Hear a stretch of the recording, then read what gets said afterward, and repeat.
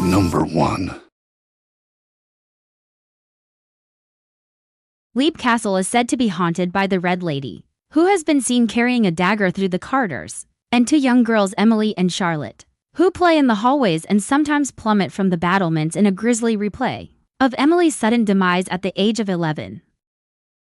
Brave guests can hunt for ghosts in the Bloody Chapel and the Murder Hole Room, and listen to the owner's own chilling accounts of ghostly encounters, from hearing chanting within the walls to objects being moved in front of his eyes. Number 2.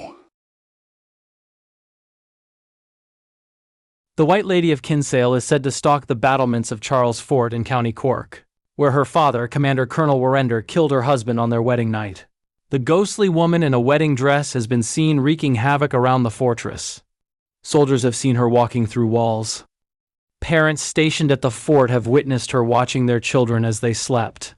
Perhaps the most chilling account is of a medical officer in 1922 who was dragged from his room and thrown down a flight of stairs by a young robed woman. Number 3. The eerie ruins of the Duckett's Grove estate in Carlow has been visited by paranormal investigators, who claim to have photographic evidence of the ghost of William Duckett himself, who owned the Gothic pile in 1830. But even more notorious is the Duckett Grove Banshee, who can be heard shrieking through the ruins, along with the voices of former servants in the kitchens. Some have also claimed to have heard the sound of an organ amid the derelict walls, as well as a phantom horse and carriage pulling up outside this once great house. Number 4. The 14th century tower house of Belveley Castle is home to the ghost of a Spanish minstrel thought to have been shipwrecked off the Irish coast, and the faceless ghost of 17th century aristocrat Lady Margaret Hardnett, who was known for her beauty and her capricious nature.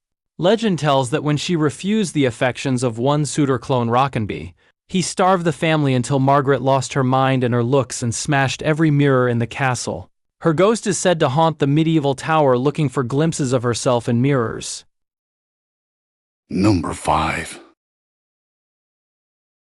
Considered to be Ireland's most haunted house, Loftus Hall, on the windswept Hook Peninsula in Wexford, is a Gothic edifice that reputedly hosted the devil. Legend has it that in the 1760s a stranger came knocking one stormy night.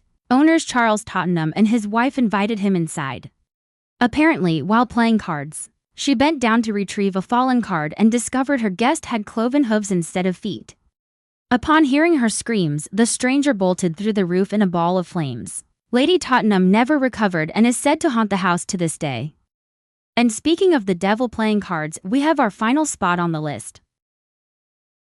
Number 6. This pretty spot on the top of Montpellier Hill in the Dublin Mountains is a ruined hunting lodge that allegedly comes alive with the ghosts of its residents at night, said to have dabbled in black magic and hedonistic behavior.